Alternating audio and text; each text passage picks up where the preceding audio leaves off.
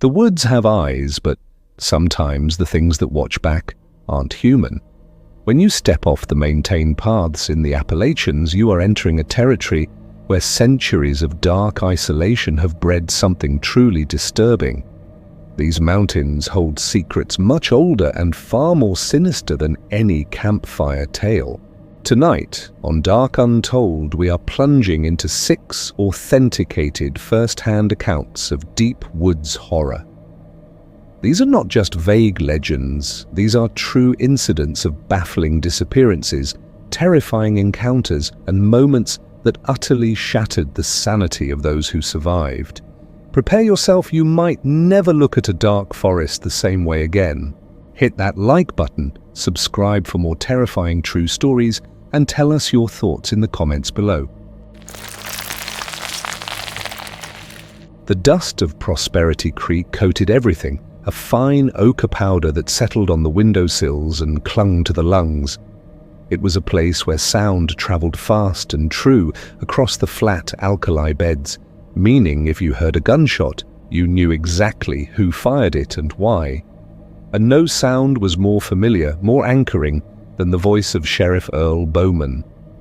Bowman was a man built like a drought-resistant oak, wide, gnarled, and reliable. His voice was a booming baritone, rough as sandstone, and laced with a comfortable, slightly condescending kindness that the townsfolk trusted implicitly. I was his deputy, Caleb Stone, younger and less certain, but I knew Bowman better than anyone. I knew the slight hitch in his left shoulder when he was lying about eating Martha's terrible green bean casserole, and I knew the specific low rumble he made right before he delivered a punchline. He was the only law, the only sanity in the 80 miles between here and Redemption Pass. The trouble started, as all trouble does in the desert, with a whisper that wasn't meant to be heard. 2 weeks ago, Bowman had gone up toward the Whispering Peaks to investigate a downed power line. He was gone for 3 days, 2 more than expected. When he rode back in on his bay mare, he looked older, dusted with an ash-grey powder that wasn't typical desert silt.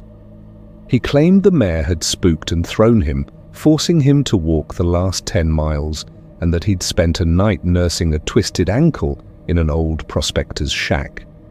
But his ankle was fine, perfect in fact.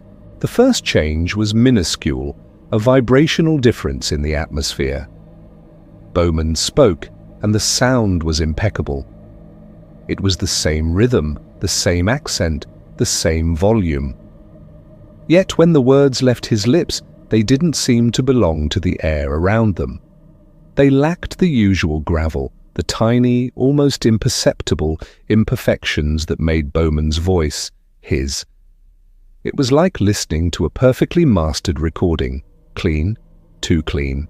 The morning after his return, we were drinking coffee in the station. He told me to file the reports on the stray cattle incident. "Caleb," he said, the sound resonating perfectly off the cinder block walls, "I need those filings done by noon. Standard procedure, you understand?" I nodded, feeling a strange chill. Bowman never used the word filings. He always called them the paperwork or those damned scribbles. And he never said standard procedure.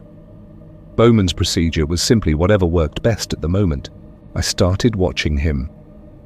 Everything he did was correct, textbook Bowman, but performed with a clinical precision that felt alien.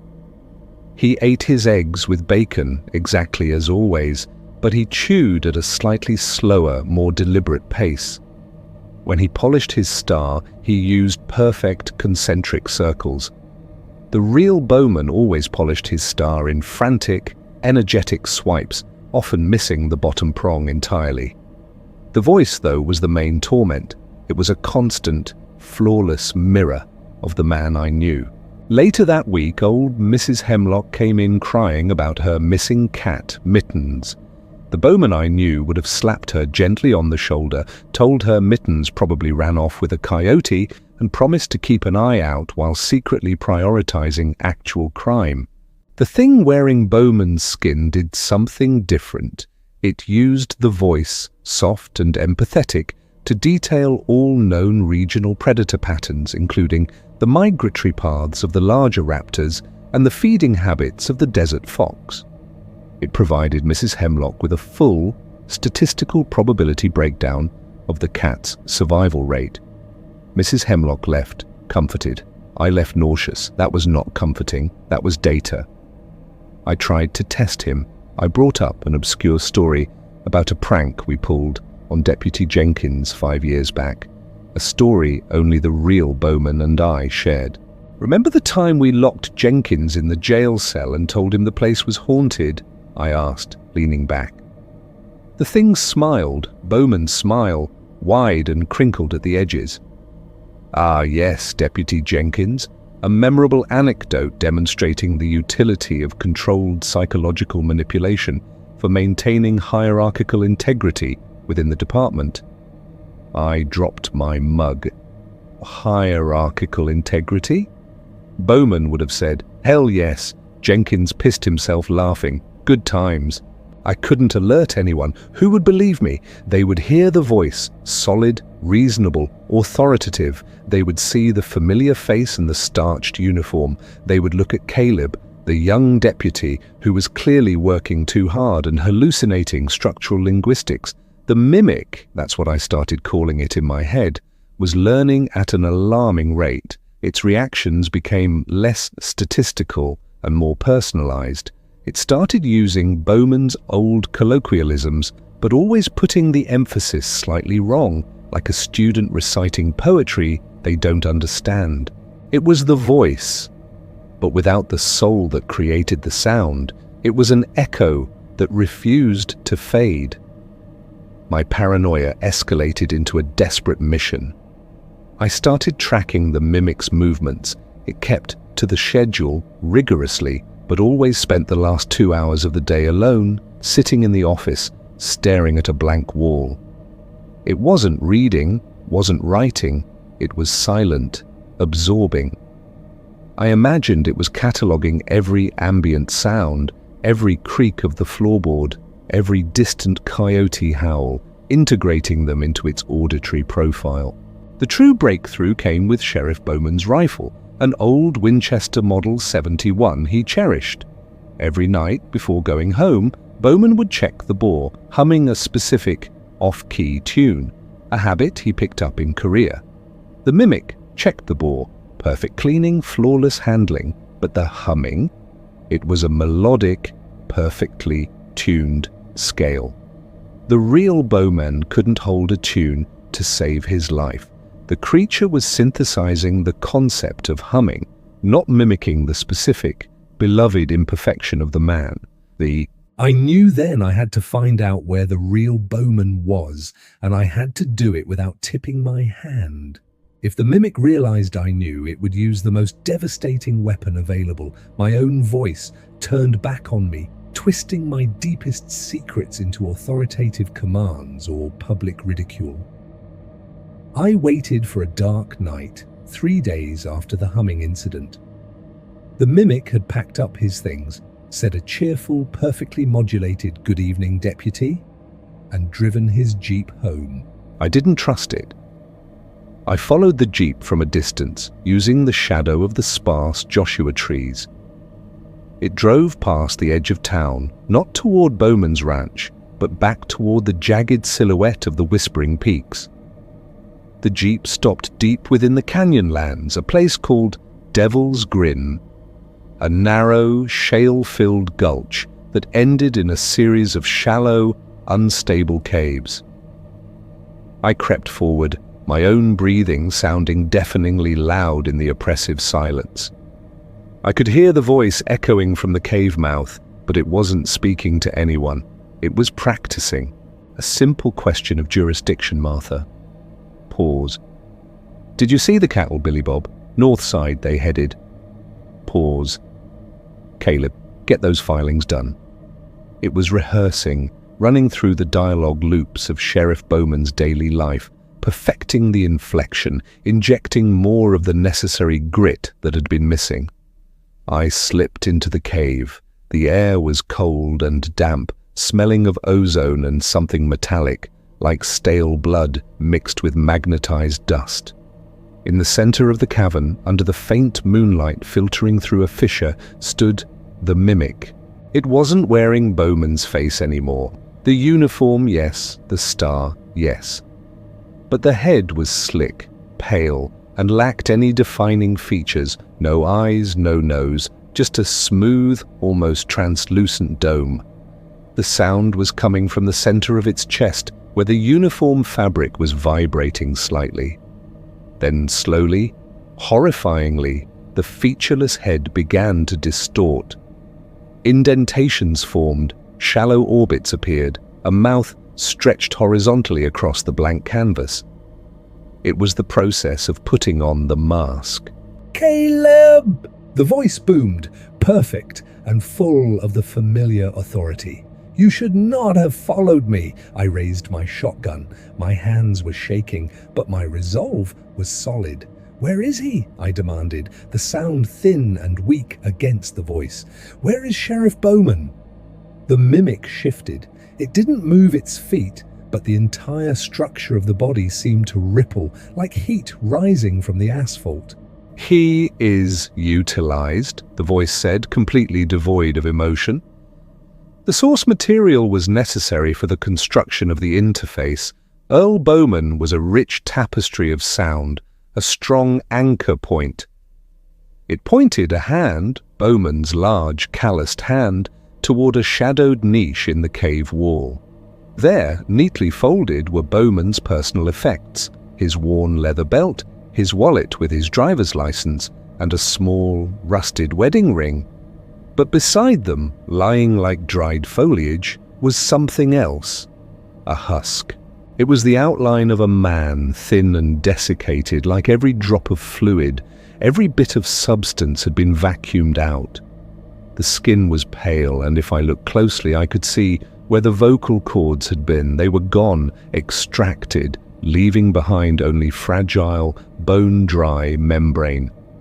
The thing that wore the voice had consumed him, reducing the man to residual sound waves and an empty shell. "The efficiency of the auditory conduit is paramount," the mimic explained, its new, forming lips moving with disturbing precision. "Humans rely so heavily on the sound of authority. A physical replica is too complicated. The voice is everything." It took a step toward me. "I have studied you, Caleb Stone. I know the pitch of your fear. I know the rhythm of your lies. I know the exact frequency that triggers your panic response." The voice changed. It shifted subtly, not to mine, but to a voice I hadn't heard in 2 decades. My mother's voice, pleading and soft, the way she sounded right before she died. "Caleb, baby, why are you out so late? The desert isn't safe tonight." I flinched, my finger tightening on the trigger. The mimic registered the reaction. "Oh, it works very well," the voice mused, now shifting again, adopting the cynical tone of Mayor Hemmings, who had always hated my guts. "Deputy Stone is unfit for the badge, too nervous, too weak." It was a full-scale assault on my identity, weaponized sound waves designed to induce paralysis. I forced myself to ignore the voices. I knew the weakness of a perfect mimic. It only knew what it heard. It was vulnerable to chaos. My shotgun was useless. I couldn't risk firing and bringing the unstable ceiling down. I needed noise, but not organized noise. I dropped my weapon and sprinted back toward the jeep. The mimic, confused by the unexpected move, yelled after me, projecting Bowman's most furious command. "Stone, halt immediately! That is an order!" I reached the jeep's radio. I knew the desert radio frequencies were notoriously unstable, a mess of static and stray signals. I slammed the dial hard, twisting the tuner wildly past every station, turning the volume to max. The radio screamed. It was not music, not talk, just a violent, high-pitched amalgamation of white noise, static bursts, and piercing electronic whine. The sound of chaos. The mimic recoiled violently. The flawless voice stopped abruptly. The form it had meticulously maintained, Bowman's body, Bowman's uniform, began to fail. The flesh melted, running down the uniform in viscous sheets. The head collapsed into the shoulder cavity, and the chest, the source of the voice, began to swell and rupture. The creature wasn't flesh, it was pure auditory energy contained within a borrowed shell. The disorganized noise was like poison to it. It screeched, but the sound wasn't language. It was a painful, raw, auditory dissonance, the sound of every broken microphone and every failed broadcast condensed into one terrible frequency. The mimic dissolved. It fell to the floor, becoming a shimmering puddle of sound and light, then flowed like mercury into a narrow crack in the cave floor, disappearing into the earth. The silence that followed was absolute. The Jeep radio sputtered and died. I stayed there until dawn, sickened and exhausted, the smell of ozone and absence clinging to me. I took Bowman's uniform and the remaining husk, driving them far out into the salt flats and burning everything until only ash remained. I returned to Prosperity Creek alone. I reported that Sheriff Bowman had died tragically, caught in a sudden rock slide in the peaks, and that I had barely managed to recover the body and his personal effects.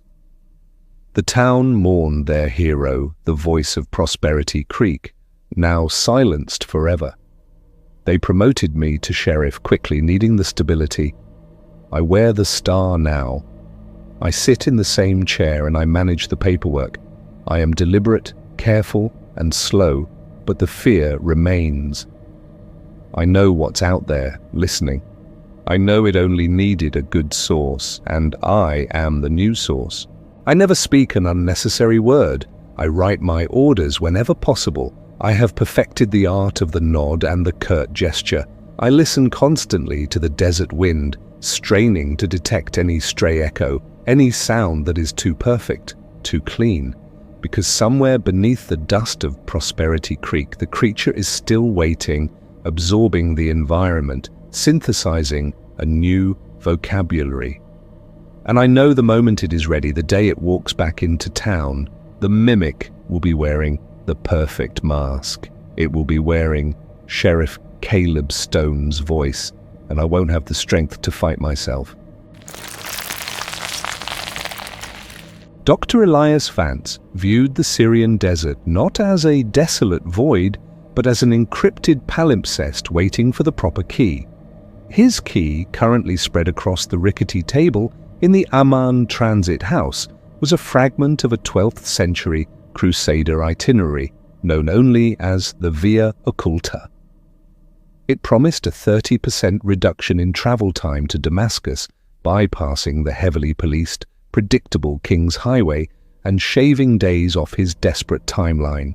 Elias was not merely an adventurer, he was a cartographer of relentless precision, a man whose faith lay entirely in geometry and historical record. He had dismissed the warnings of his peers. The route was defunct, politically volatile, or simply swallowed by the sands. He believed they lacked his intellectual audacity. They were stuck on the surface of history. Elias sought its buried arteries. His rival, Rashid al-Jamil, an antiquarian whose methods drifted dangerously close to brigandage, was already 3 days ahead on the conventional route. Elias had to deliver the recently unearthed Punic silver cylinder, containing a crucial, possibly spurious, account of the siege of Tyre, to his contact in Damascus first. Delay meant Rashid would either discredit the find or steal the credit entirely. Time was the currency of authenticity. The miscalculation began with the guide. Yusuf, a taciturn Bedouin of the Azazme tribe, had initially refused, citing old warnings about the area Elias intended to traverse, the unforgiving basalt plateau of the Jebel al-Druz foothills. It was a region of black rock and unforgiving heat, once crisscrossed by minor Roman roads that the Crusaders attempted and failed to exploit.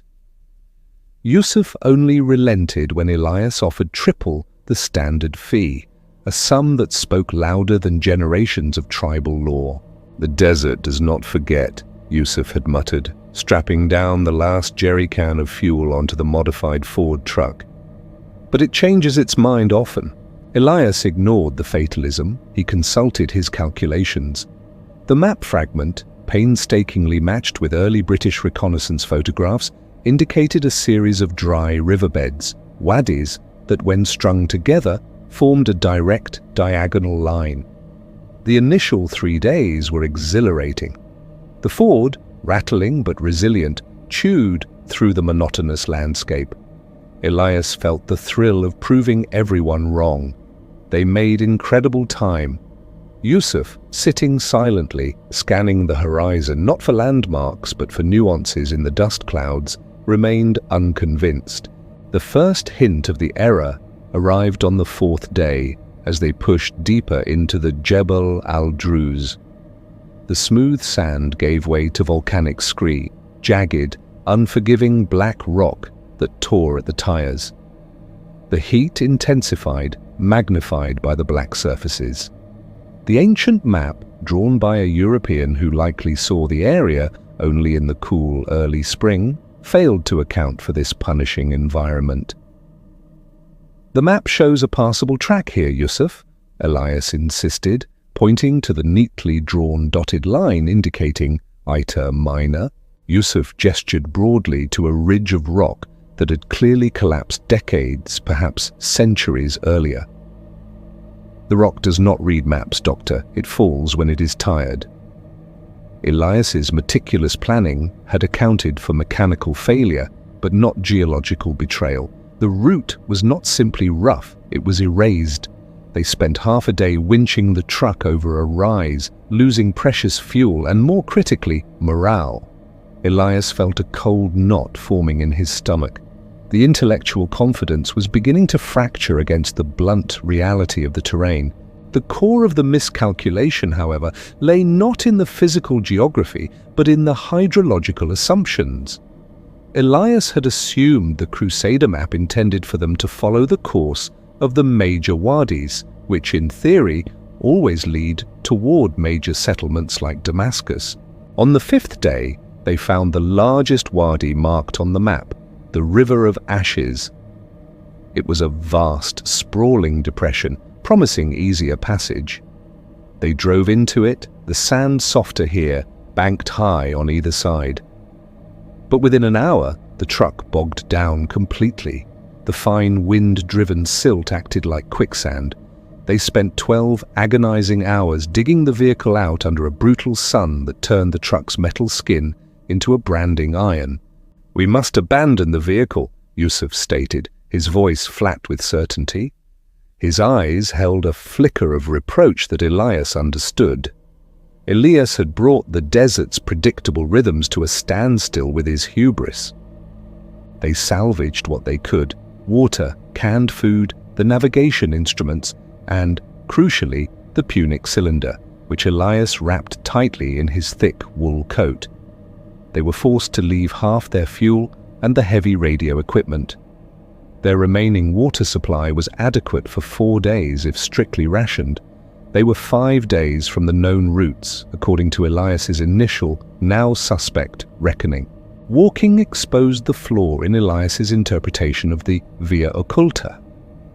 The original Crusader journey was intended for small, swift-mounted troops needing minimal supplies, a dash executed under specific conditions, likely a wet season, not a sustained journey for men and heavy equipment in the arid summer. The map was not a practical route, it was an ambitious military sketch.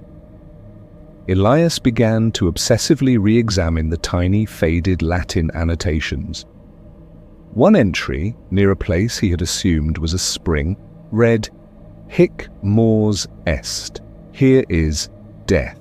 He had initially dismissed it as medieval hyperbole meant to warn rivals. Now, standing on a featureless baking plain where the heat shimmered like liquid silver, the warning felt horribly literal. They realized they were not simply off track. They were traveling parallel to Damascus, but separated by a major geological feature, an ancient fault line that had created a labyrinthine maze of dry, razor-edged canyons. The shortcut had become a deliberate, tortuous detour. The sixth day brought the profound silence of complete isolation. Yusuf stopped arguing and began conserving his strength, communicating only through essential gestures. Elias, stripped of his technical crutches, began to see the desert through Yusuf's eyes. He saw the faint traces of goat paths that suggested water might be nearby, the specific discoloration of rock faces indicating trapped moisture. Elias found himself relying not on the theoretical lines of the past, but on the living, immediate knowledge of the present. He discarded the parchment map, tearing it in frustration, and then immediately retrieving it, fearing the psychological consequence of letting go of his last vestige of authority. The ultimate miscalculation was revealed when Yusuf, scaling a high basalt ridge, pointed east.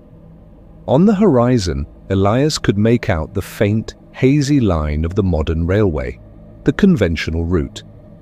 They had spent 7 days pushing west, attempting to cut the diagonal, only to find they had veered so wide that they were now further from the railway than when they started. The shortcut had added hundreds of kilometers and 7 days of existential danger. "Rashid is already in Damascus," Elias whispered, the heat stealing the sound. Yusuf did not reply. The fate of the Punic cylinder was irrelevant. Survival was the only metric that mattered now. Their water ran out on the 8th morning. Dehydration was a cruel master, turning Elias's meticulous mind into a confused soup of regret and phantom landmarks. He hallucinated the neat grid lines of his maps, superimposed on the chaotic landscape. Yusuf, despite the exhaustion, remained sharp. He led them away from the direct but resource-drained path they had been pursuing, and instead angled sharply north toward a cluster of high, flat-topped mesas known locally as the Towers of Silence.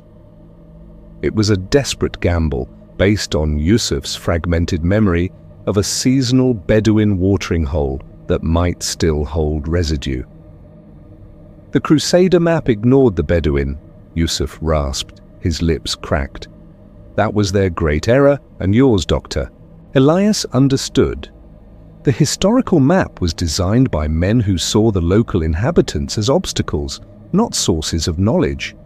It was a route born of conquerors' ignorance, destined to fail because it disregarded the wisdom accumulated over millennia of coexistence with the harsh environment.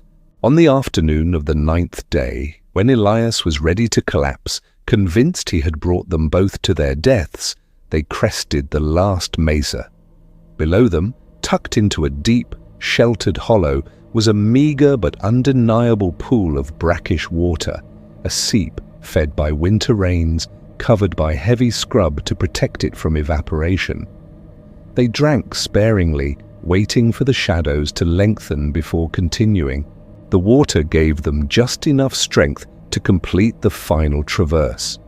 Yusuf, now clearly in control, abandoned all attempts at the elegant geometry Elias sought. He followed the signs of life, distant smoke, the trajectory of homing birds, and the faint, almost invisible tracks of migratory shepherds. 3 days later, haggard, sunburned, and utterly defeated, they stumbled onto the outskirts of Duma, a peripheral satellite town of Damascus. The cacophony of modern life, the rumble of an automobile, the distant cry of a vendor, sounded deafening after the absolute silence of the Jebel. Elias, filthy and leaning heavily on Yusuf, felt no triumph. He had failed his assignment. Rashid had certainly claimed the Punic cylinder by now.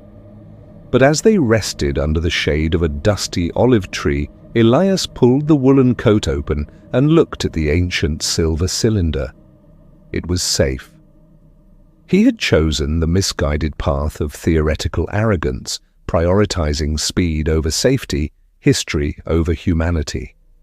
His miscalculation had cost him the race and nearly his life, but it had granted him a profound, painful education. The true trail to Damascus was not found in the precise, arrogant lines drawn centuries ago by men who misunderstood the land. It was found in the rough, winding path, guided by a man who had never needed a map to know where the desert truly ended. Elias Vance reached Damascus not as the brilliant cartographer who proved history right, but as a humbled student who learned that the real journey always demands more than intellectual certainty. Dr. Elias Vance had spent the last 5 years of his life navigating the hollow echo chambers of academic disgrace, fueled only by the singular, impossible claim that had ruined him. He spoke of localized inversions of fundamental forces, regions where reality held its breath and exhaled a paradox. His colleagues had called it delusion, his funding agencies fraud. But the ancient, fragmented Sumerian map and the corresponding seismic anomaly reports whispered a different story. The Athelian scar, the silent, terrifying pocket high in the Central Asian ranges where the laws of phototropism ceased to apply. The place where shadows moved uphill. His descent into the wilderness was less an expedition and more a pilgrimage toward certain oblivion. He was alone, save for a mule burdened with specialized gravity meters and light spectrum analyzers, instruments designed to measure impossibilities. The final ascent was brutal, the air thin and sharp, stripping the moisture from his lungs. For 3 days, the conventional signs of the mountain dominated, snow-capped peaks casting crisp, predictable cones of darkness down their slopes, the noon sun shrinking all shade to nothing. Then on the 4th morning, he crossed the ridge of the Serpent's Tooth and looked down into the scar. The valley floor was an unnerving expanse of slate and black ice, deeply fissured. It was cold, unnaturally cold for the altitude, and utterly silent. He set up his field station immediately, his hands trembling not from cold, but anticipation. The first observation was immediate and shocking, yet subtly insidious. A massive boulder sat 20 yards from his tent, blocking the direct morning sun. The air was bright, illuminating the flat ground perfectly, but where the sun hit the ground before the boulder, the shadow did not lie flat away from the light source, as dictated by millennia of physics. It clung to the base of the rock, climbing slowly, almost struggling, up the nearest incline of the slope leading toward the ridge. It was as if the light, rather than projecting away from the object, was being subtly drawn into the object, leaving the resultant absence of light, the shadow, to obey some localized, inverse gravitational pull, pooling uphill toward the peaks. Vance dropped his notepad and snatched his polarized glasses off. It remained. The darkness, a physical entity, was defying geometry. For weeks, the Athelian scar became Vance's prison and laboratory. The sensory confusion was relentless. Walking through the valley was a constant battle against vertigo and nausea. Your brain expected the shadow of your boot to be dragged down the slope. Instead, it stretched thinly above you, attempting to climb the inside of your trouser leg or clinging stubbornly to the upward slope of a distant ridge. He often felt heavier, as though the very space around him was denser, resisting his forward motion unless he walked directly downhill, where the inversion seemed to lessen the resistance. His instruments confirmed the visual madness. The gravimetric displacement array showed localized gravity fluctuations that weren't random but systematic. In the areas where the shadows were most pronounced in their uphill movement, the local vector of gravity was distorted, not inverted entirely, but skewed into a spiral pattern. The light was being bent by this localized space-time warp, causing the photons to travel on a path that forced the shadow, the lack of light, to project in the direction of the greatest spatial tension, which here, paradoxically, was the upward slope. Vance meticulously documented the phenomenon, driven by the fear that his mind was simply collapsing under the pressure of isolation and the thin air. He focused on the flow, the subtle shift in the air that seemed to precede the most dramatic shadow effects. When a cloud passed overhead, casting a large moving shadow, the valley floor momentarily looked like a canvas of impossible retreating ink. The darkness didn't flee the light. It embraced the topography, climbing, clinging, and then slowly oozing back down when the cloud cover thinned. He found evidence of others. A shattered wooden sled, far older than any modern equipment, near a particularly deep ravine where the shadow of the opposing cliff face permanently hugged the rim, refusing to fall into the abyss. Later, a tarnished brass sextant, clearly military issue from the early 20th century, confirming that the rumors were old, and others had sought this impossible place, only to be consumed by its illogical demands. The deepest anomaly, according to his readings, lay at the heart of the valley, masked by a constant haze of frozen fog, a place the locals, according to the fractured texts, called the Zenith Mirror. The approach to the Zenith Mirror was the most harrowing physical experience of Vance's life. The ground became uneven, covered in ice that looked solid but shifted beneath his weight. Here, the shadows didn't just move uphill, they twisted. His own shadow, cast by the low winter sun, appeared to wrap around his body, preceding him by several feet, a ghostly doppelganger struggling to ascend the back of his parka, while the light source was clearly in front of him. He activated his specialized visual filters, designed to compensate for the warped light frequency. The fog parted, revealing the source of the distortion.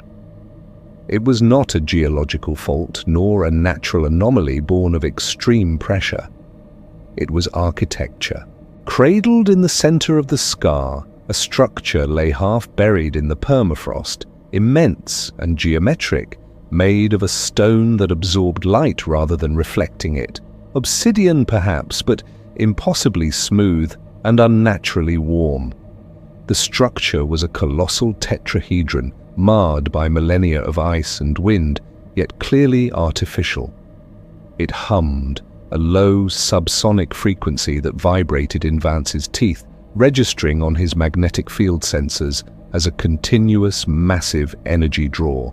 This structure was the cause. It wasn't bending gravity directly, it was acting as a localized anchor point for a complex non-terrestrial field. A massive engine designed perhaps to stabilize a natural rift in space-time, or perhaps simply to harness the energy derived from the resulting spatial confusion. Vance cautiously approached the nearest facet of the tetrahedron. The surface was impossibly dark.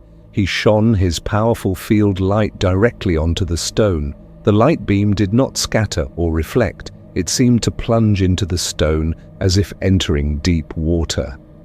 And the shadow of the field, light itself, the shadow of the light, did not fall on the surrounding terrain. It was projected onto the structure, climbing swiftly up the obsidian surface toward the apex, a black, oily stain resisting the very photons that created it. The structure was creating a localized environment where the observer's definition of down was being overwritten by the localized field. The light, seeking the path of least resistance in this distorted space, was forced into unnatural trajectories. The shadows, being mere absences, were thus forced to follow the contours of the distorted energy flow, resulting in their frantic upward climb against the topography. Vance pressed his hand to the stone. It vibrated intensely, a deep, rhythmic pulse. His Geiger counter spiked wildly. The energy being emitted was colossal, and something was wrong. Microfractures spiderwebbed across the obsidian. The ancient machine, whatever its purpose, was failing. He understood the truth instantly, a cold certainty that eclipsed his scientific triumph. This structure wasn't just a localized phenomenon, it was a regulator. If it failed entirely, the gravitational and spatial distortion wouldn't just cease, it would likely spread outwards, perhaps slowly, perhaps catastrophically, introducing localized inversions into the populated world. Imagine cities where rain fell upward, or where a man's shadow moved faster than he did, scrambling toward the ceiling. Chaos, utter and complete. Vance had come seeking redemption, proof that he was not a madman. He had found it. The readings, the visual evidence, the impossible architecture. It was all the undeniable truth that would redefine cosmological physics and make him the most famous, or perhaps the most terrifying man in history.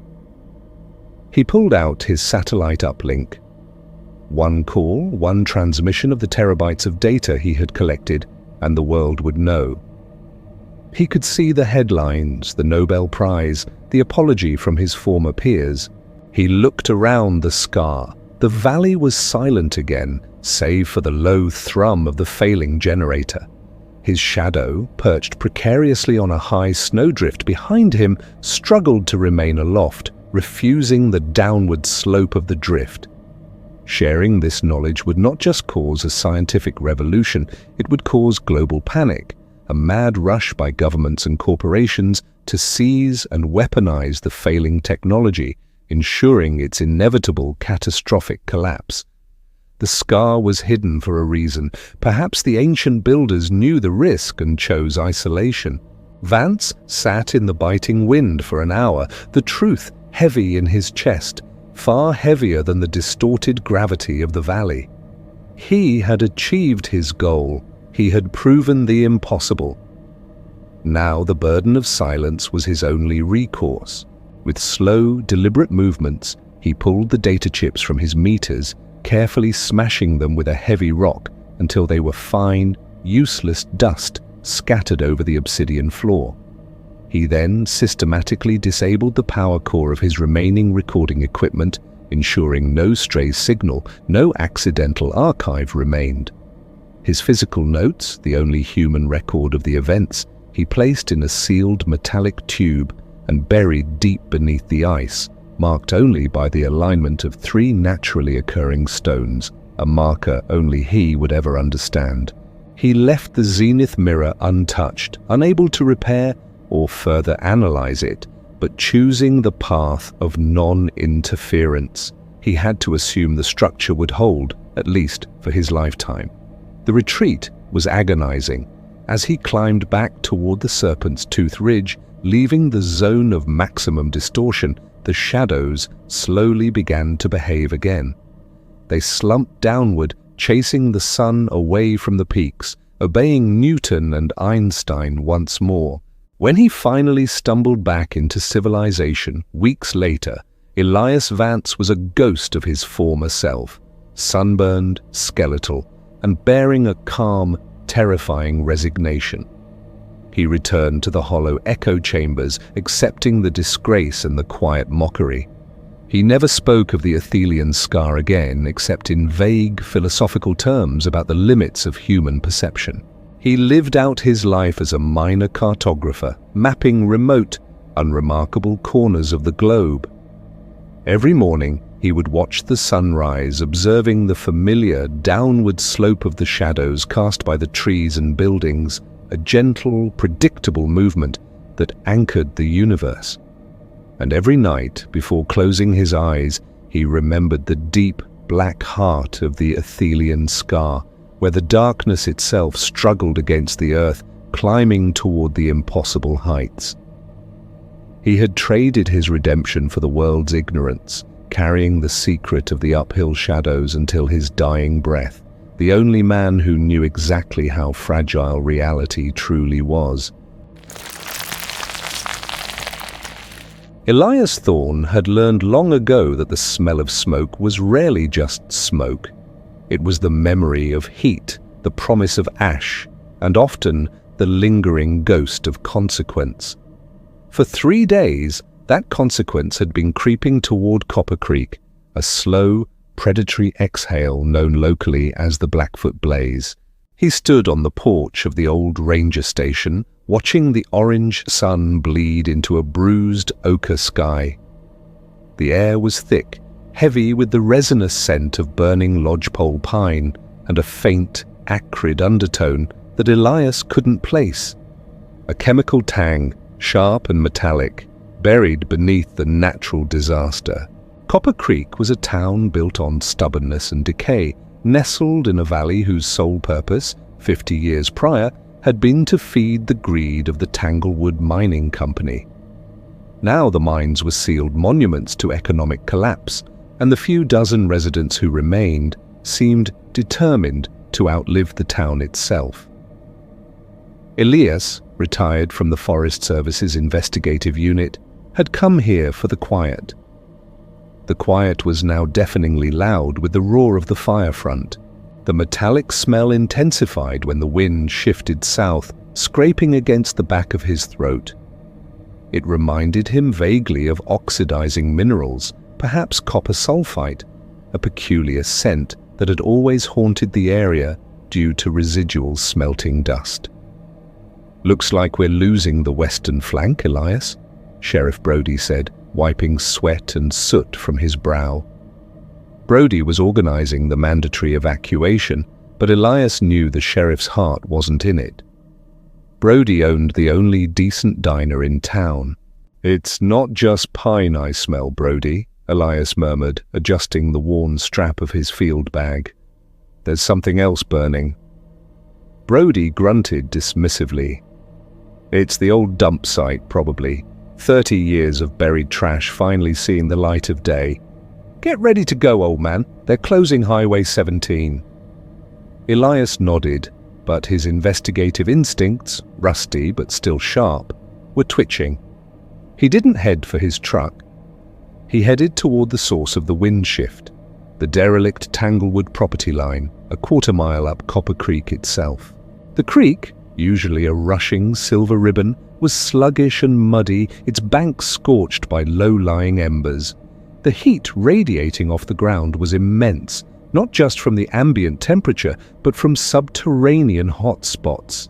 He found the anomaly near an overgrown entrance to Mine Shaft 4. The recent heat had caused a small, localized rock slide, revealing a section of earth that looked strangely distinct from the surrounding charred forest floor. The soil here was unnaturally black, not from soot, but from saturation. And the smoke was overwhelming here, but the copper tang was unmistakable, like pennies dissolved in acid. Elias knelt, using a trowel to scrape the surface. Below the top layer of scorched loam, the earth was strangely fine, almost powdery, mixed with chunks of oxidized slag. This wasn't natural decay. This was industrial residue, illegally dumped and hastily buried. He dug deeper, the heat forcing sweat into his eyes. After 15 minutes of agonizing labor, the trowel struck something hard that didn't feel like stone. It was bone, brittle, and stained a sickly green-blue from mineral saturation. He froze, the smoke pressing down on him, muffling the distant sounds of emergency sirens. He carefully cleared the earth around the object. It wasn't just bone, it was a cluster of vertebrae and ribs, tightly bound by a few strands of rotted cloth and encased in a crust of crystallized copper dust. The intense, almost sweet smell of oxidizing copper was the true source of the metallic scent that had pierced the wall of smoke. This wasn't an ancient burial. This was a crime scene, sealed 3 decades ago, only to be violently unearthed by the cleansing fire. Elias returned to the ranger station, bypassing Brody and driving straight to the minuscule town hall where the clerk, Agnes Bell, was preparing to leave. Agnes was Copper Creek's memory, a woman who had seen the boom, the bust, and everything in between. "Agnes, I need the records from 30 years ago," Elias requested, his voice raw. "Specifically reports related to the Tanglewood shutdown and any missing persons reports from 1993.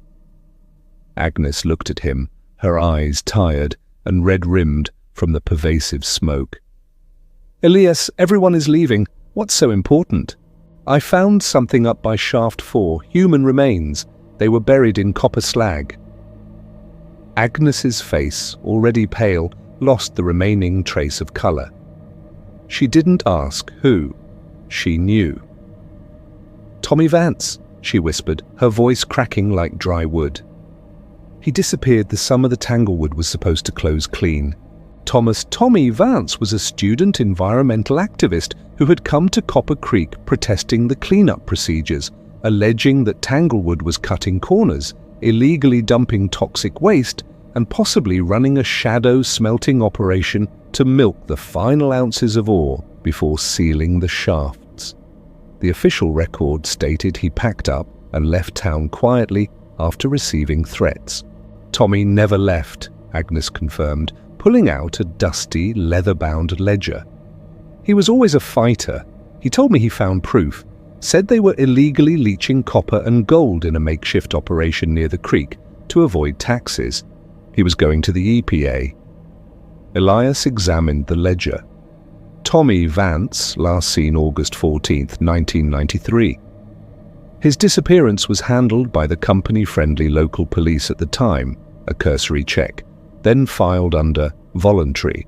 The key witness at the time had been Silas Finch, the Tanglewood mine foreman, who claimed to have seen Vance hitchhiking out of the valley. Finch still lived in the valley, a notorious recluse who occasionally sold scrap metal and lived in a shack 3 miles up the northern ridge, dangerously close to the oncoming fire. "Silas Finch is still alive?" Elias asked. "Just barely. He's up near the old service road. He never talks to anyone," Agnes said, nervously chewing her lip. Silas was fiercely loyal to Tanglewood. He ran the operation until the bitter end. Elias knew the timeline was closing. The fire crews had pulled back. The valley was about to become an inferno. If Finch knew anything about Tommy Vance's death or the illicit smelting operation that created the deadly slag, Elias had hours, maybe less, to find him before the fire consumed the evidence and the witness. He grabbed his truck and headed north, the smell of smoke now overwhelming, mixed with the sharp, burning tang of fuel. Not gasoline, but something heavier, oil-based, indicating that someone had been recently burning industrial waste or trying to cover a trail. The air quality was so poor he had to drive with the windows up despite the stifling heat. The closer he got to Finch's property, the clearer the second scent became, cheap diesel accelerant used to burn brush. When he reached Finch's ramshackle cabin, the front yard was already engulfed in low flames. Finch hadn't evacuated. He was standing on the porch, watching the fire approach with a strange, detached defiance, holding an old, empty fuel can. "Finch," Elias shouted, fighting the urge to cough. "We need to talk about Tommy Vance." Silas Finch, thin as a rail and grey with age and soot, turned slowly. His eyes were wide and manic. "He shouldn't have come back, Professor," Finch rasped, his voice barely audible over the crackle of the flames. "He had his warning. The mine was done, but Blackwood needed to close clean, no loose ends." Blackwood, the current corporate giant that owned the surrounding land, having bought the Tanglewood assets 20 years prior. They had deep political ties. Vance was found near Shaft 4, buried in slag from an illegal operation, Elias pressed, trying to lead Finch away from the imminent danger. "You were the foreman. You know what happened." Finch laughed, a dry, rattling sound. "I know what I was paid to forget. Vance, he was smart. Too smart. He found the secondary leach, the one Tanglewood ran off book, smelting the last high-grade ore. He was going to expose the operation and the environmental disaster they were creating by dumping the tailings in the creek bed. Finch pointed towards the woods where the fire was consuming the dense scrub. They didn't want the EPA smelling that copper, so they took care of it. "Who?" "Not me," Finch insisted, stepping back into the shadow of his burning cabin. "I just handled the disposal. I followed orders. They paid me to seal the body near the illegal waste site. knowing the copper contamination would destroy any forensic evidence over time. They paid me to keep silent for 30 years. Elias realized the true danger of the fire. The blaze wasn't just exposing the old crime, it was providing the perfect cover for the new one. The smell of diesel he detected earlier wasn't random brush clearing, it was a deliberate attempt by Finch, or someone controlling him, to ensure the remaining secrets, perhaps the illicit smelting equipment or additional records, were incinerated. The person who killed him, where are they now? Elias demanded. Finch spat onto the burning porch. He's running the show now. He was Tanglewood's head of corporate security then. He's CEO of Blackwood Environmental now. He made sure the environmental cleanup reports were pristine and that Vance disappeared. Before Elias could ask the name, Finch took a step back, melting into the shadows of the porch as the roof beam above him began to glow cherry red. "I won't leave the mine, Professor," Finch muttered, his face contorted in a final moment of terrified clarity. "It's the only home I've ever known." A massive rush of air signaled the final collapse of the cabin structure. Elias recoiled from the heat, shouting Finch's name, but the old foreman was gone, swallowed by the roaring flames. Elias had lost his witness, but he had gained a name, Blackwood Environmental, and its CEO. The timing was critical. If the body was exposed by the fire, the company would move swiftly to discredit or retrieve the remains before they could be properly examined. The immediate priority was securing the location at Shaft 4. He raced back to the discovery site, grabbing specialized environmental evidence bags from his truck. The blaze had topped the western ridge and was sweeping down the valley in earnest. It was no longer just smoke, it was an enveloping wave of heat, ash, and noise. When Elias arrived at Shaft 4, he found he wasn't alone. Two men in specialized Blackwood security gear, respirators covering their faces, were already there, hastily shoveling the copper-stained soil back into the disturbed gravesite. They were trying to rebury the victim and erase the trace elements that linked the body to the illegal operation. Elias, fueled by adrenaline and decades of suppressed frustration, pulled his old Forest Service sidearm. It was purely a deterrent. He hadn't fired it in years, but the glint of the metal was enough. "Hands up! Forest Service investigator, official capacity." Elias lied smoothly, knowing his badge was technically defunct, but banking on the chaos. "Step away from the evidence." The two men hesitated, then dropped their shovels. The overwhelming smell of smoke, pine, and the sickeningly metallic tang of the copper-laced earth seemed to thicken the air between them. "You're trespassing on Blackwood private property," one of the security guards hissed through his respirator. "This is a federal crime scene now," Elias countered, leveling the weapon. "Tell your CEO his 30-year silence just went up in smoke. Tommy Vance is going home." The heat was almost unbearable. Elias worked furiously, securing the small collection of remains and carefully collecting multiple samples of the copper-rich soil and surrounding slag. He knew the body might be incinerated before state police could arrive, but the evidence was mobile, protected in thick, fire-resistant bags. As he finished securing the last bag, the roar of the fire was deafening. The crown fire hit the creek bed, incinerating the thick brush in a single, terrifying flash. The two security men fled, recognizing the futility of their mission in the face of the oncoming inferno. Elias scrambled back to his truck, the scent of smoke, copper, and burning diesel a permanent fixture in his lungs. He was the last man out of Copper Creek. He drove hard down the highway, pushing through the thick, rolling smoke, clutching the field bags beside him. The Blackfoot blaze eventually consumed the entire valley, rendering the town site unrecognizable, but the fire had done its job. It had scorched away the protective layers of time and corruption, revealing the ugly truth buried beneath the oxidized soil. The bones of Tommy Vance, stained an unnatural green, were the final proof. Elias knew the battle was far from over, but as he drove out of the smoke and into the clean mountain air, the metallic, acrid smell that had haunted Copper Creek for 3 decades was finally broken. The smell of smoke and Copper Creek was now the undeniable scent of justice. Elias Thorne drove the last spike into the cedar frame, the sound muffled by the encompassing silence of Black Mountain Ridge. It was the kind of silence that pressed against the eardrums, heavy and unforgiving, broken only by the distant rhythmic creak of the ancient ponderosa pines swaying in the perpetual cold draft that scoured the slopes.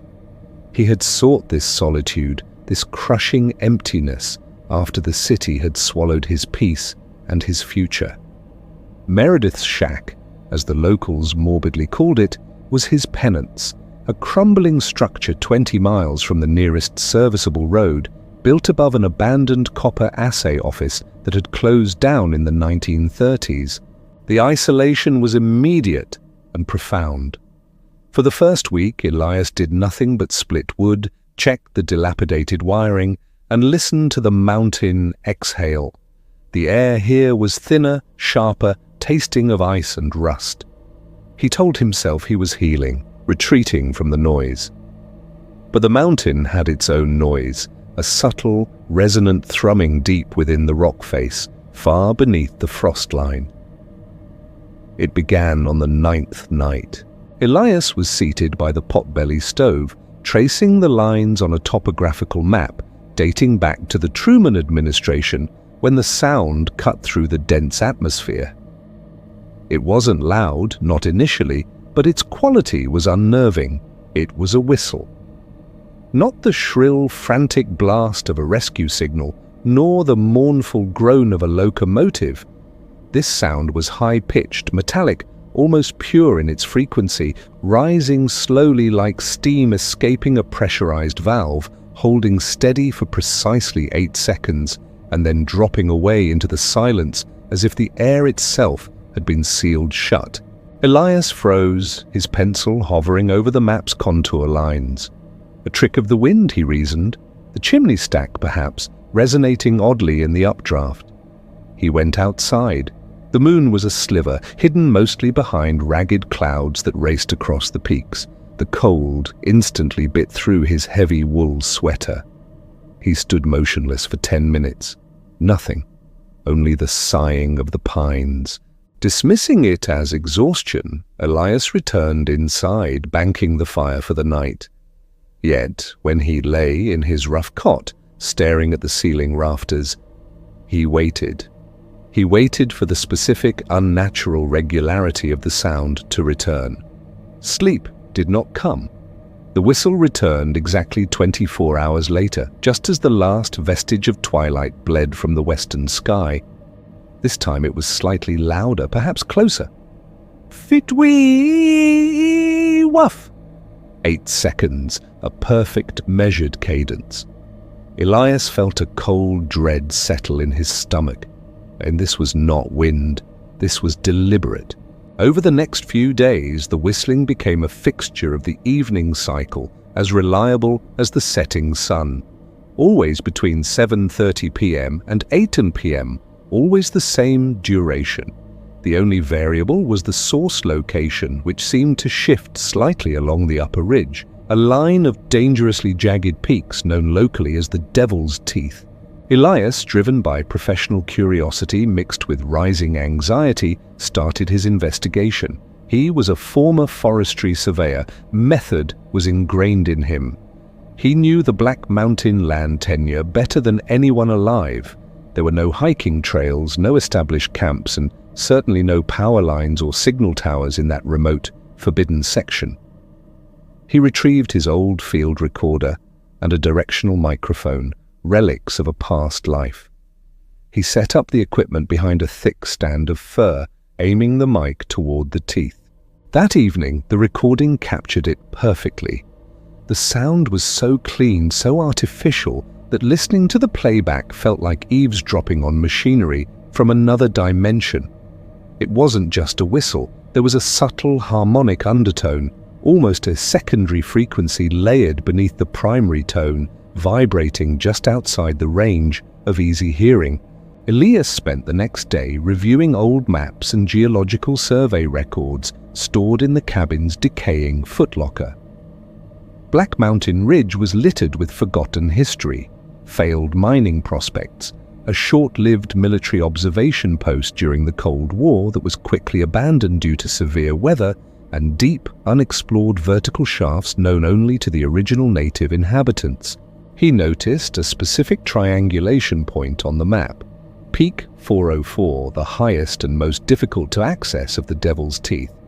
It was marked with a curious handwritten note in faded ink: abnormal magnetic flux.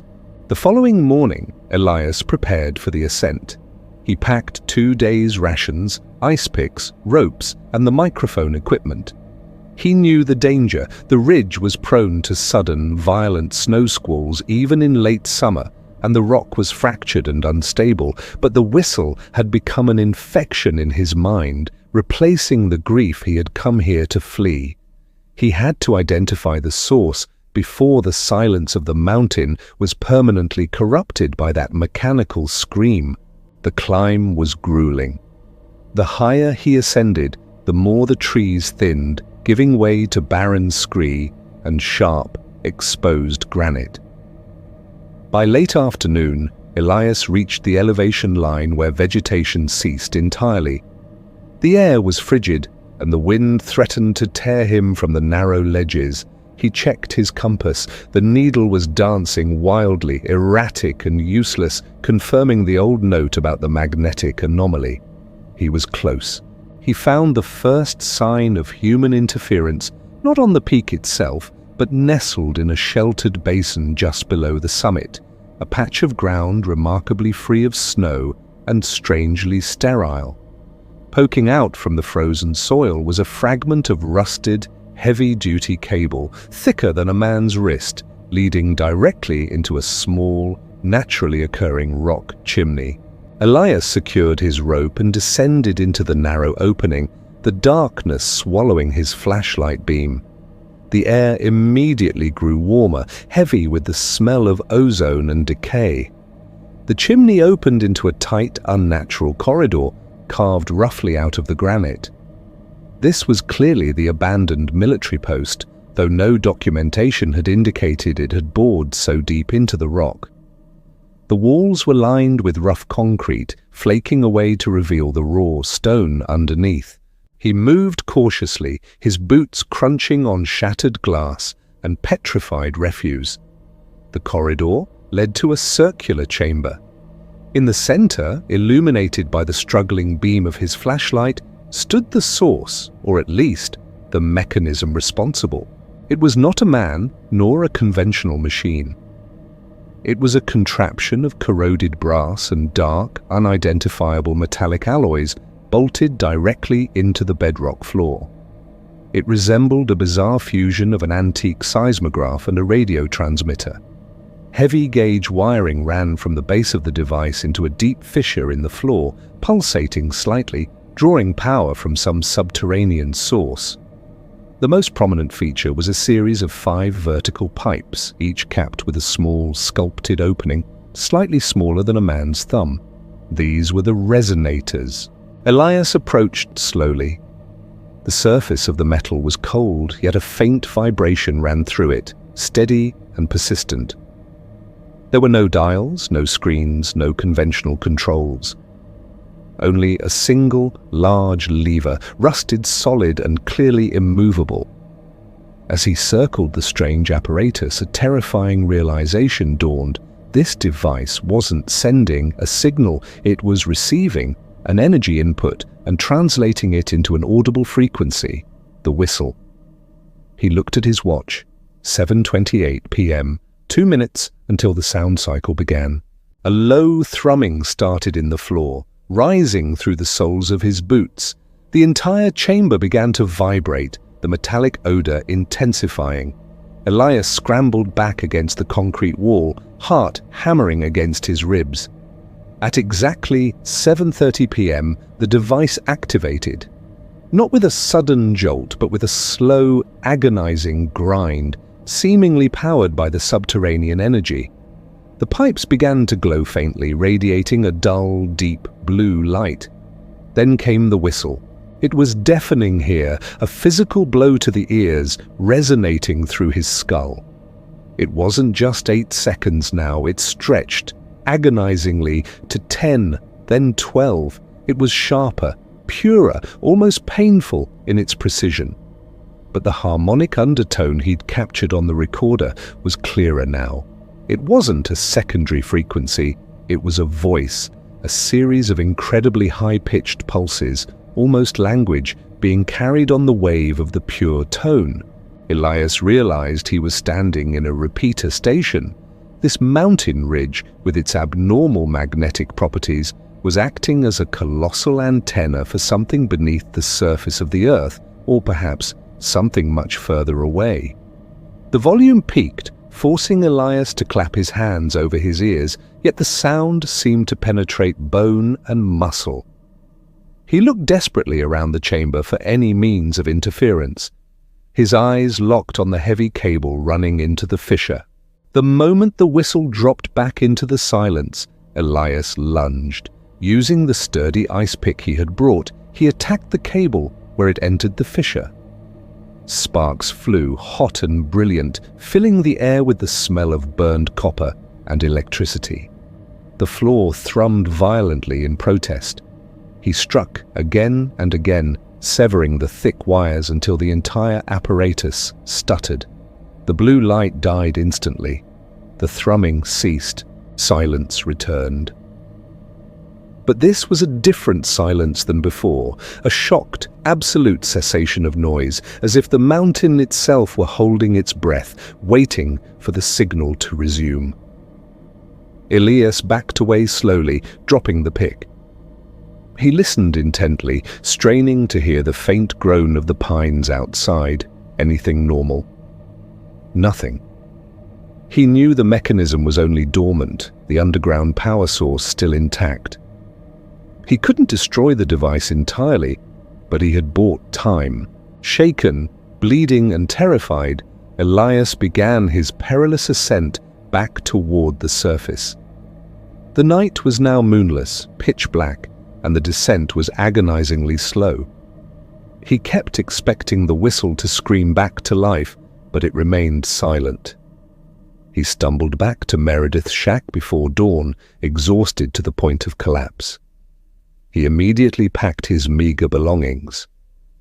He didn't bother checking the weather. He simply left.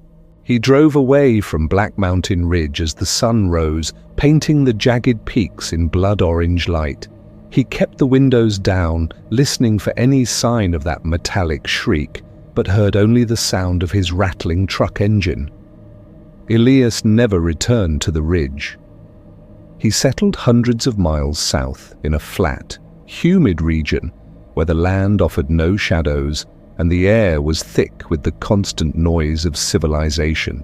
But sometimes, when the night was clear and the wind was just right, he would listen to the local news reports about unusual seismic activity or reports of bizarre, localized magnetic field disruptions.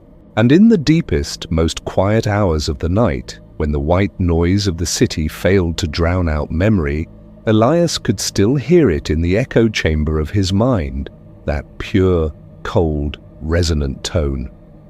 A cosmic siren waiting patiently for the severed wires on Peak 404 to reconnect, waiting for the mountain to once again scream its lonely signal across the void. And he knew with chilling certainty that whatever had been whistling from the ridge was not merely communicating, it had been demanding attention. And now, thanks to him, it knew it had been heard. The sun bled through the dense canopy of the Pacific Northwest, casting the logging road in a perpetual state of dappled shadow. It wasn't a road built for comfort. It was a scar, an aggressive, winding trench of packed gravel and broken shale, snaking deep into territory the average person only saw on highly inaccurate tourist maps. Frankie called it the grave. Not because anyone had died there, not that he knew of anyway, but because it swallowed things. It swallowed light, it swallowed phone signals, and most notably, it swallowed people. Frankie knew the grave better than anyone. He'd driven the heavy machinery here since he was old enough to shave twice a day, first under his father, then for the faceless corporate entity that now owned half the trees in the county. He was logging boss now, a title that meant he carried a heavier load of stress and a lighter payload of actual sleep. It started subtly. A lost glove here, a forgotten thermos there. Standard attrition in the woods. But then came the bigger things. It was late October, the air sharp with the smell of pine pitch and impending rain. They were running 3 shifts to meet the quota. Frankie was doing the pre-dawn rounds, checking the haulers before the first crew arrived. Billy's truck was gone, not just missing from the lineup, gone. The spot where his customized beat-up F-250 usually sat was empty. No note, no skid marks, nothing to indicate anything but a deliberate departure. Billy, a man whose life revolved around the rhythmic groan of hydraulics and the consumption of cheap beer, didn't leave without saying goodbye, especially not when his shift started in an hour. Frankie called dispatch. Nothing. Called Billy's trailer park landline, just the endless, buzzing quiet of the country dial tone. "Maybe he got a call, emergency," suggested Dave, the foreman, rubbing the sleep from his eyes. "Billy doesn't have emergencies that don't involve losing a bet on a Seahawks game, Dave, and even then, he'd still show up, smelling faintly of regret and cheap bourbon." They waited. The sun finally broke the horizon, painting the eastern sky in bruised purples. Billy didn't show. By noon, the atmosphere was sour. This wasn't a standard no-show. Billy had his issues, namely a persistent misunderstanding of the concept of saving money, but he was reliable. He needed the job. Frankie drove the grave for 4 miles, then another 6, scanning the sides of the road. If Billy had crashed, the truck would be visible, or at least the wreckage. The F-250 was big and bright red. The road was narrow, flanked by sheer drops and towering walls of unyielding second-growth timber. Nothing. The sheriff's deputy, a young woman named Harper, who was clearly happier giving speeding tickets than dealing with the occult nature of missing persons in the woods, finally arrived late that afternoon. "Mr. Cole, are you sure he didn't just take off? Runaway spouse situation? Drug debt?" she asked, notepad poised awkwardly. Frankie leaned against his own dusty pickup, his exhaustion palpable. "Deputy, we're 2 hours from the nearest decent bar and 4 from anything resembling civilization. Billy lives and breathes this dirt. He wouldn't leave his truck, his tools, and his last paycheck sitting in dispatch. He just wouldn't." The ensuing search was bureaucratic theater. Helicopters flew lazily overhead for a few hours. Search and rescue teams spent 2 days trekking the immediate perimeter, finding nothing but deer trails and old logging debris. They concluded officially that Billy had driven away and vanished, case closed or at least filed under voluntary disappearance. Frankie knew better. Billy's truck wasn't a vehicle, it was his sanctuary. It was paid for, slightly rusted, but fundamentally sound. Leaving it was like leaving a limb behind. The logging continued. Life, driven by quotas and payrolls, had to proceed. But the air around the camp was heavy. Everyone was watching the perimeter, checking their rearview mirrors a little too often. Then, 2 weeks later, the grave took Jimmy. Jimmy wasn't a hauler, he was a faller. He worked alone, deep in Sector 7, far up the higher slopes. He was supposed to radio in at 10 a.m. noon and 3 p.m. The 10 a.m. call was missed. Frankie took the ATV up immediately. Sector 7 was steep, muddy, and treacherous. When he arrived at Jimmy's station, the scene was chillingly neat. Jimmy's saw was leaning against a freshly felled Douglas fir, the chain still slightly warm. His water jug was beside it. His high-visibility vest was neatly draped over a stump, but Jimmy was gone. There was no struggle, no blood, no sign of a predator, human or animal. It was as if he had simply stepped out of his clothes and evaporated. Frankie knelt down, his heart pounding a desperate rhythm against his ribs. He felt the cold seep up from the damp earth. He looked around wildly. The trees watched back, silent and indifferent. When Harper arrived this time, she looked genuinely frightened. Two men, gone without a trace, miles apart, with two fundamentally different disappearance profiles. Billy, the vehicle, and the man, Jimmy, just the man, leaving everything behind. "Mr. Cole, this is getting serious," Harper stammered, pulling her collar higher against the increasing cold. "Serious? Deputy, we're talking about something beyond serious. We're talking about impossible. I've worked these woods for 30 years. Bears don't take clothes off. People don't just decide to abandon their entire lives mid-shift without leaving a single footprint behind." Frankie snapped, the stress finally eroding his professional composure. The media finally caught wind. "Missing loggers," they screamed. Local sheriff's department stymied. Conspiracy theories bloomed like mold in the damp climate. Corporate espionage, alien abduction, serial killer preying on isolated workers. Frankie dismissed the theories. He trusted his instincts. This was localized. This was the grave. The road itself was the common denominator.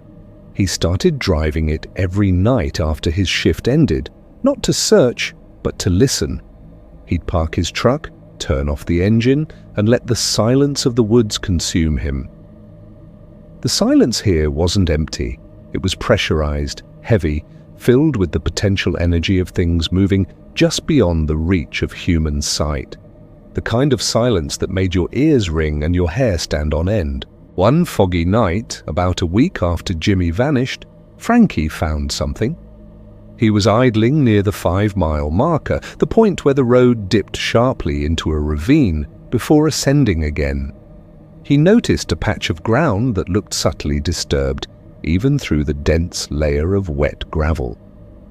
He got out his shovel, he always carried a military-grade entrenching tool, and started digging. It was hard work. The ground was rocky and dense. After about 15 minutes, the shovel hit something soft, something fibrous and synthetic. Frankie dropped the shovel and knelt, clawing at the dirt with his gloved hands. He uncovered a piece of bright red nylon. It was Billy's jacket. But it wasn't just the jacket. It was compressed, folded, almost surgically neat, like a forgotten item of laundry, rather than something violently buried. Under the jacket, he found a boot. A heavy, steel-toed logging boot, worn down from countless hours of use. It was clean, too clean.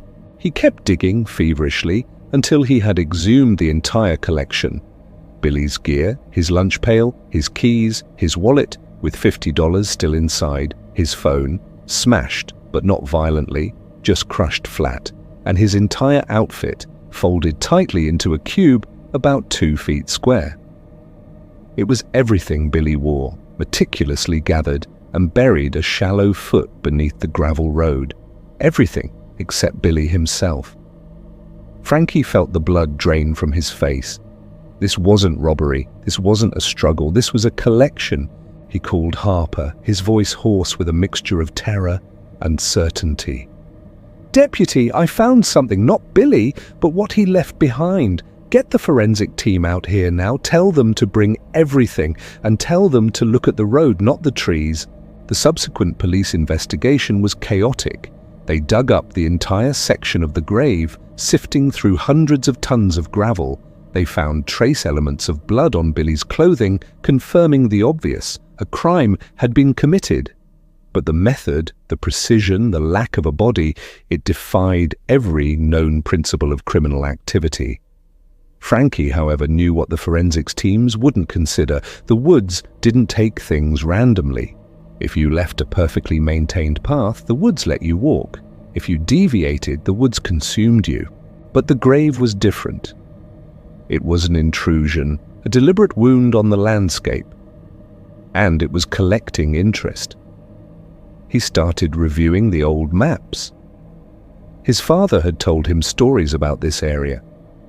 Before the modern logging operation, this entire valley had been considered cursed by the local indigenous tribes. They wouldn't camp there. They wouldn't even walk the perimeter if they could avoid it. The logging road, the grave, followed the exact path of an ancient, dried riverbed that had been prone to catastrophic flash floods centuries ago. A natural drain, a siphon for the valley's life force. Frankie took a handful of the grey, dusty gravel from the road and rubbed it between his fingers. It wasn't ordinary shale. It felt dry, unnaturally absorbent. He drove the road again, slowly, deliberately. He was looking for anomalies, for slight shifts in the geometry that might betray a hidden space. He reached the end of Sector 7 where Jimmy had disappeared. He pulled over and walked into the clearing. The air here was even colder, the shadows deeper. He looked at the precise spot where Jimmy's vest lay. Then he looked at the road, just 20 feet away. The road was marginally wider here, a small pull-off area used for staging equipment. Frankie noticed the subtle difference in the texture of the gravel. He ran his hand over the surface. It was packed solid, but when he pressed his weight down, there was a slight, almost imperceptible give. He grabbed an old, heavy iron bar from his truck, a crowbar used for prying loose, stubborn logs, and jammed it into the gravel.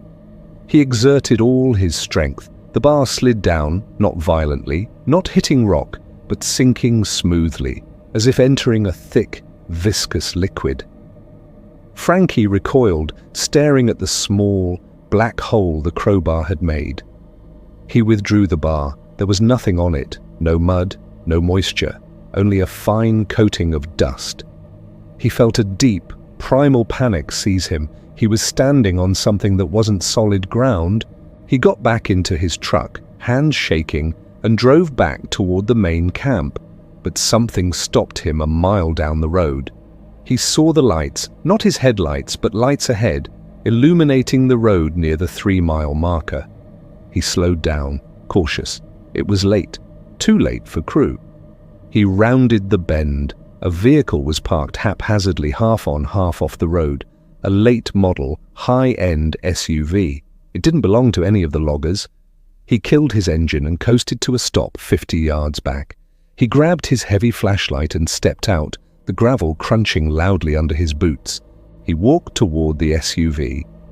The driver's side door was open, swinging gently in the faint, cool breeze. Inside, the interior was immaculate. A laptop sat on the passenger seat. An expensive leather briefcase lay open on the floor mat. A woman's designer scarf lay draped over the steering wheel. Frankie approached the open door cautiously. "Hello? Anyone here?" Only the sighing of the wind through the tall pines answered him. He looked around. The air smelled different here, not just pine and damp earth, but a faint metallic tang, like ozone or old pennies.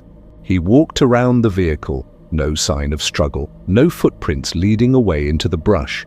The passenger had seemingly just stepped out of the vehicle and walked straight onto the road. Frankie shined his powerful flashlight beam down onto the ground near the driver's door.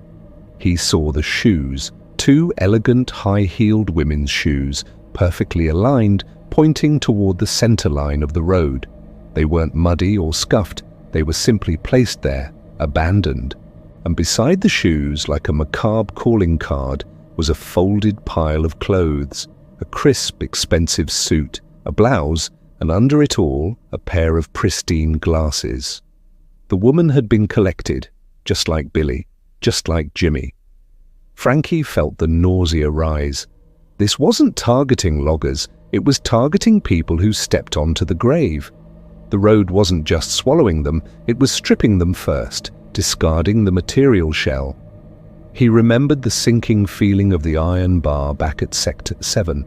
The road wasn't a surface, it was a membrane. He took a step backward, his boots scuffing the gravel. He looked down at the compacted, dusty surface that had been laid down decades ago over ancient earth and dried waterways.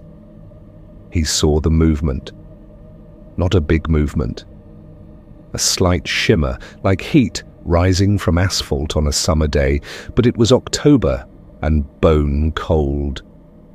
The shimmer started near the centerline of the road, spreading outward rapidly, giving the surface a momentary liquid quality. Frankie understood with terrifying clarity that the road was hungry. It was awake. He stumbled back toward his truck. He wasn't dealing with a crime scene anymore. He was dealing with an ecosystem of silent, malevolent consumption. He reached his door, fumbling for the handle.